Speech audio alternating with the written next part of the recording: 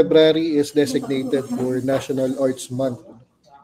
And for this year, the theme of the celebration is Ani ng Sining Diwa at Damdamin.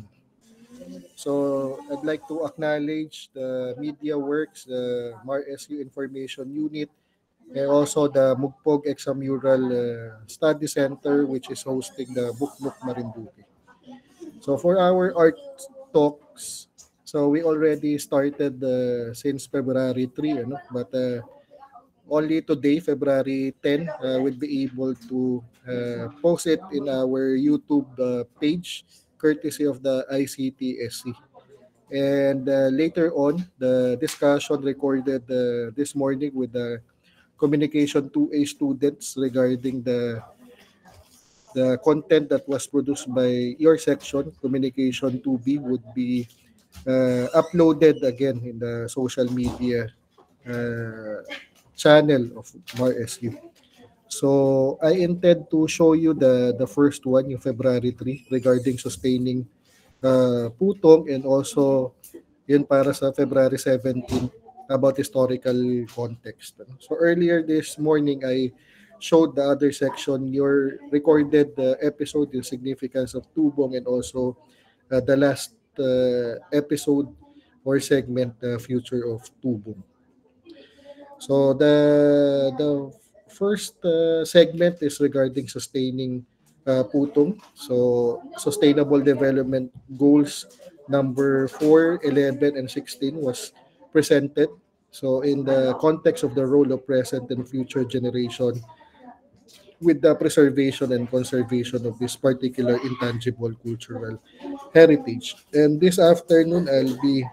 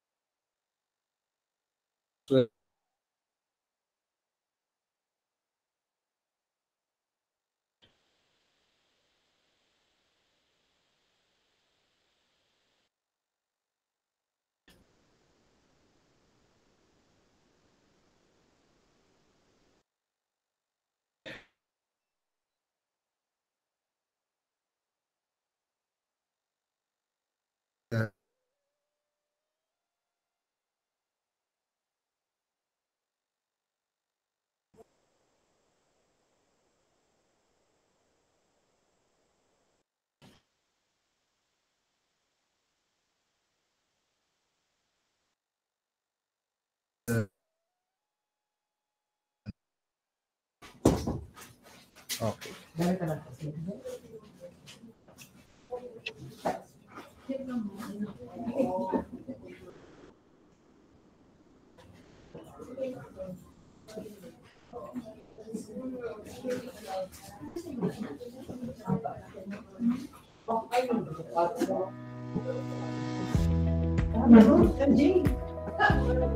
Good day everyone, my name is JC Manggubat and I am Cheryl Mascareñas. and we are under Bachelor of Arts in Communication 2A.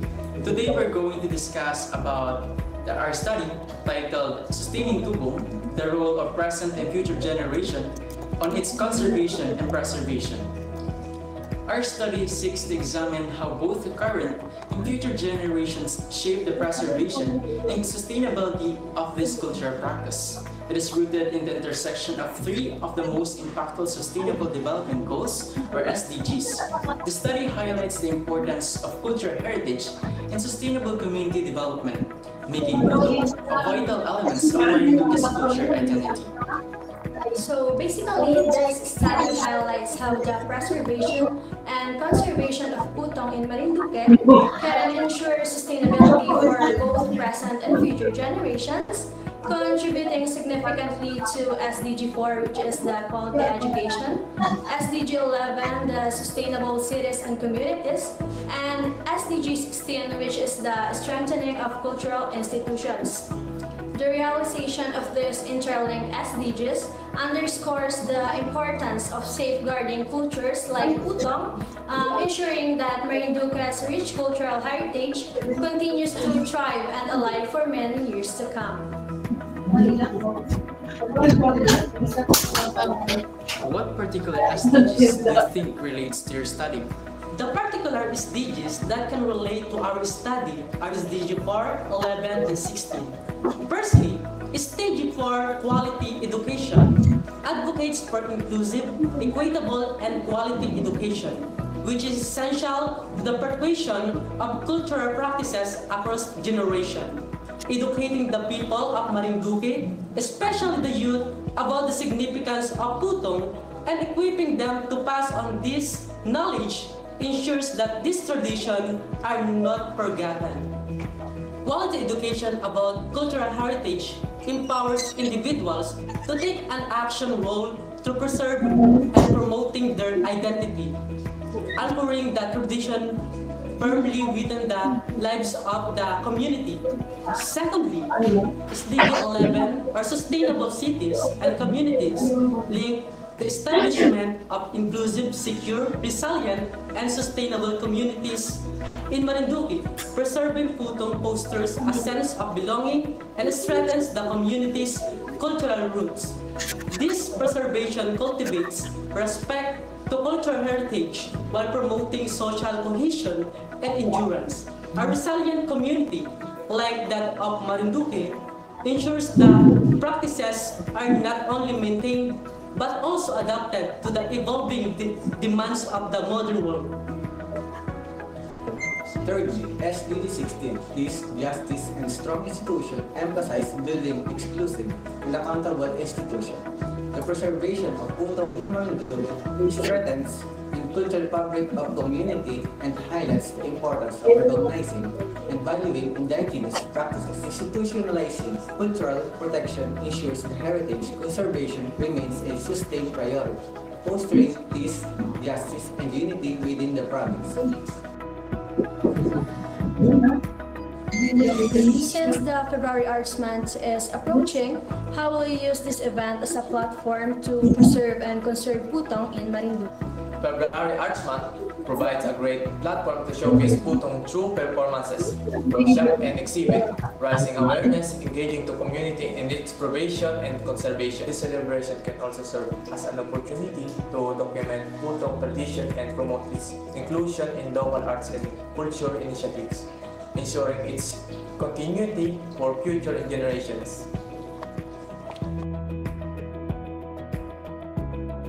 As a group of students and along with the context of role of present and future generations, who has this study which upholds the sustainment of Putong, what will be the future plans to continue this?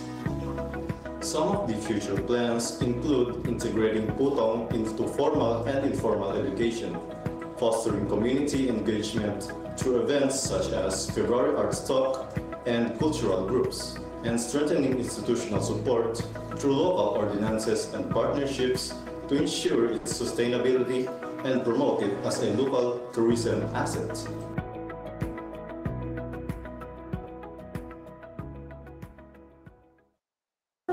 Okay, so that's the very first episode that we're supposed to live stream last February 3, but good riddance, the MARSU information unit along with the Media Works already posted it in our social media page and by 4 o'clock this afternoon. So I hope that you'd engage by sharing, liking, or leaving your comments in the YouTube channel, the official MarSU YouTube channel. So may we start the discussion? So the virtual floor is now open for your comments and insights.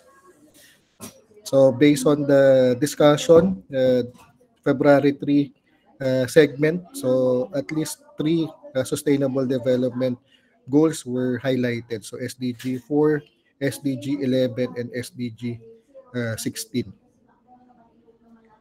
Mr. Hugno, would you like to cast your thoughts and your ideas about the first segment? So with the discussion of Ms. Mascarenhas and Ms. Manggubat, Mr. Manggubat and Ms. Mascarenhas.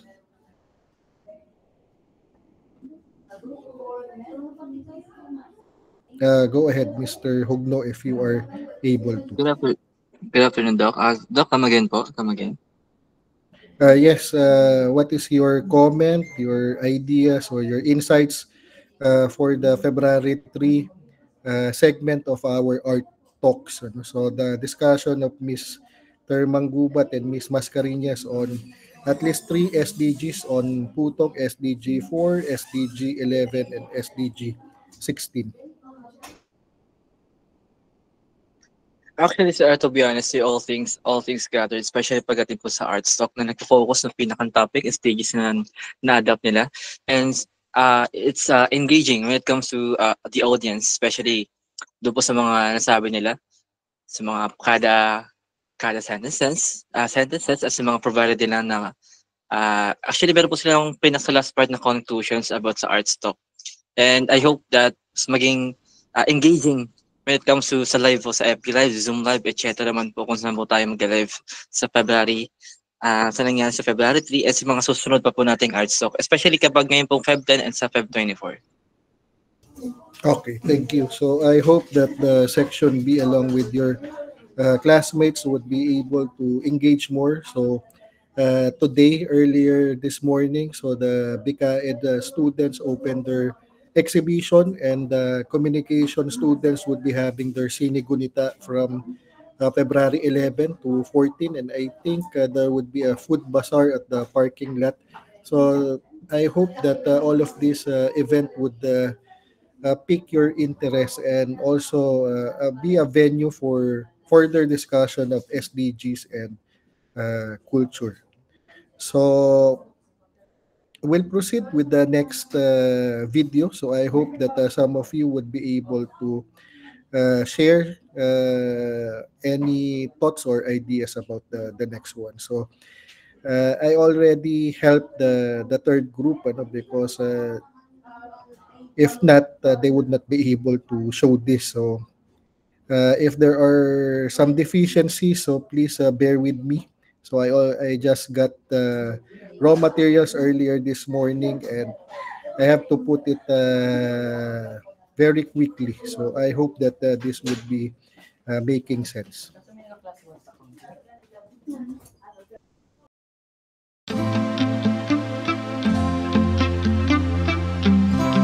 Greetings everyone! We are the Bachelor of Arts in Communication 2A students in Marinduque State University.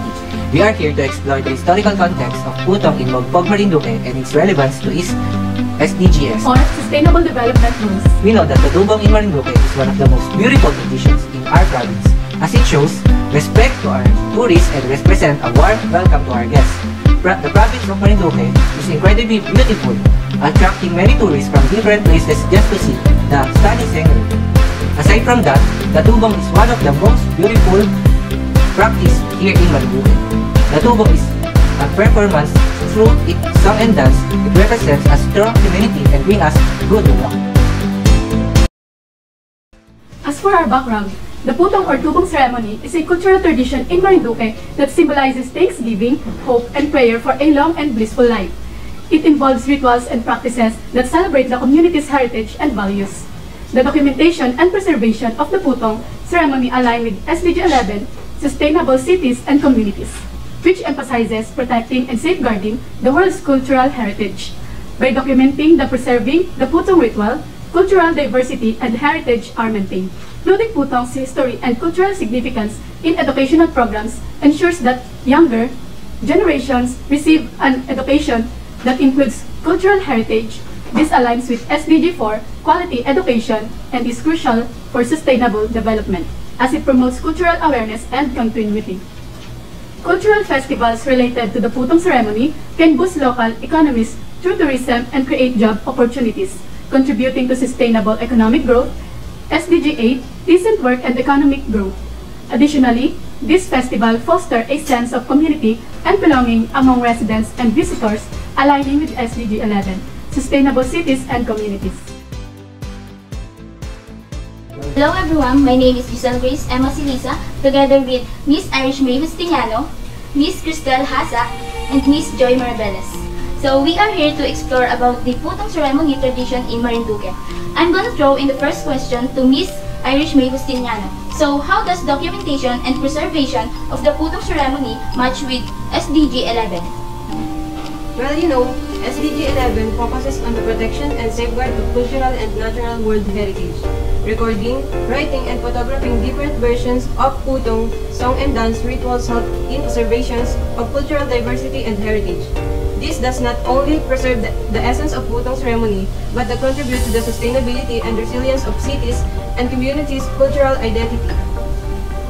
Thank you, Miss Irish May Justiniano. For the second question for Miss Cristel Haza, what is the significance of Putong ceremony into educational programs and how does it fall under SDG 4 of quality education?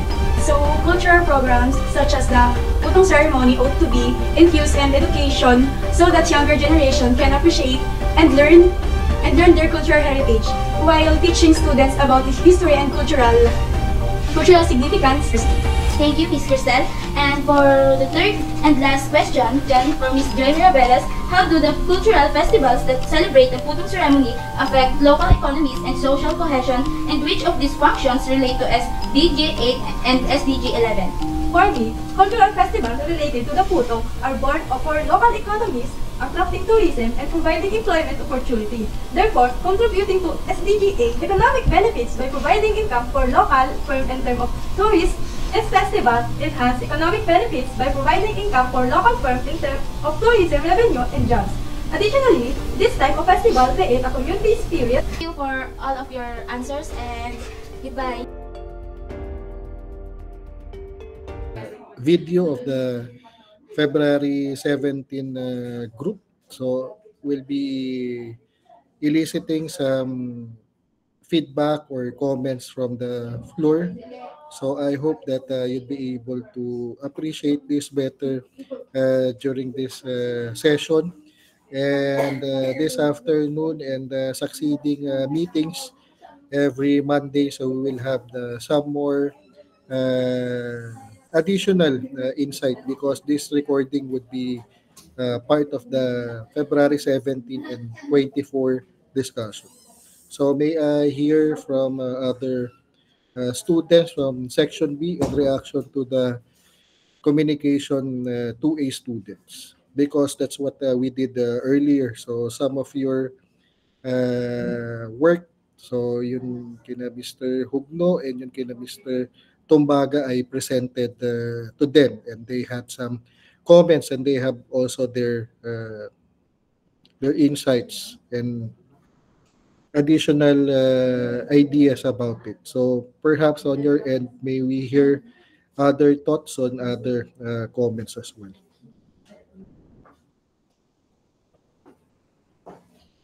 So can we have Miss Mabolo?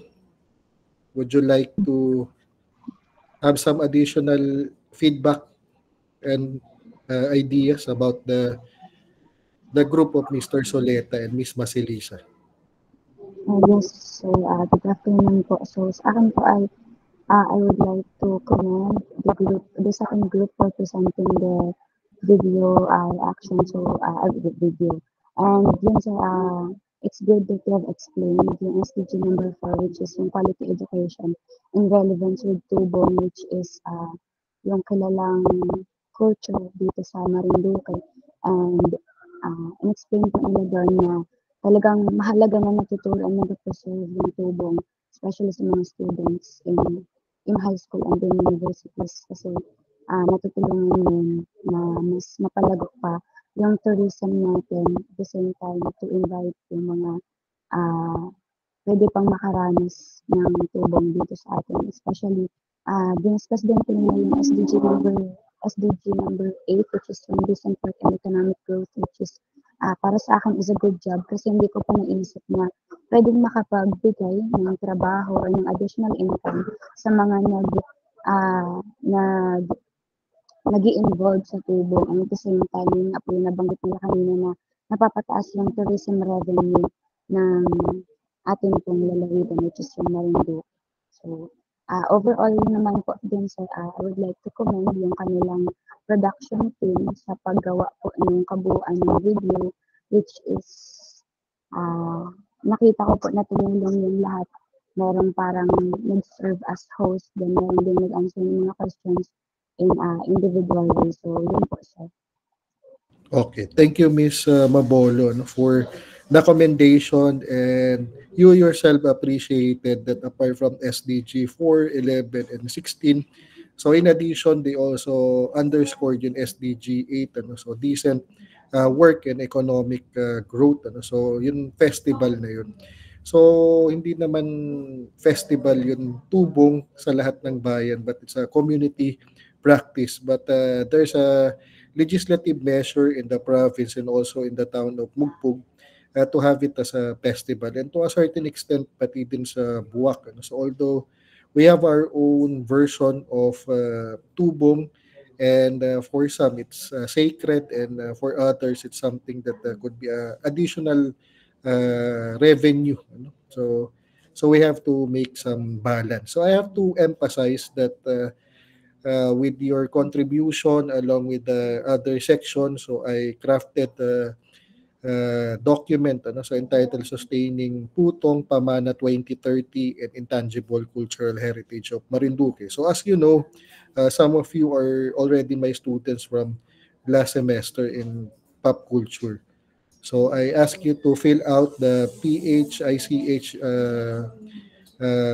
inventory forms, and this time so I'll be asking you to pay attention to organizational communication principles as practice in different contexts. So in addition, I also encourage you to not only put some pictures in the gallery, but make better use of your timeline. So I included the timeline presented by Ms. Mascareñas and Ms. Bangubat. So meron din naman kayong sariling timeline. Pero in addition to the timeline, so meron din yan directory. So I hope that if you already started the directory of manunubong, so how can we help out so yung mga manunubong in the respective towns kung we don't know who to ask. So if there's a directory, so we can contact them. Okay, so I think we still have one more feedback or question. So can we have another person to close the discussion? So anyone? Mr. Malapad, would you like to join the discussion? Mr. Andre, gustuhan mo rin ba yun napanood mo? Kung meron kang idadagdag, ano yun gusto mong makita sa susunod? Because we have February 17 and we also have February 24. So meron ba? Hello sir, good afternoon po. Sa akin naman po sir is okay naman po, and siguro naman po is may madadagdag naman po based on sa ano po sa learnings po na and sa culture po na pag i-discuss po. Bale, iba rin po kasi yung right, tama po ba sir? Iba po yung madi-discuss next next meeting, ganito din naman yun, yung apat na segment, pero based on your traffic and your engagement, so pwede pa rin kayong magdagdag synchronously and asynchronously. Kasi itong session natin ngayon, so we're recording it live but we are not live streaming it. So later this afternoon by 4 o'clock, so susubukan din natin mag-engage sa YouTube kasi iba yung platform na yun. So yun, kung naka-enable yung comments, pwede tayong mag-type doon, parang same function dito sa Gmeet, sa chat box. Pero ang the best, I think, sa susunod, apart from uploading the recorded video, so mas maganda yun live. So I hope, Mr. Malapad, you would be able to brought up other insights apart from what we already discussed in this recording. So iba din yung live kasi na engagement. So thank you so much for participating. So I'm going to end the recording and we will continue. I'll just switch on the other account. So thank you. So we'll see each other again in the succeeding sessions.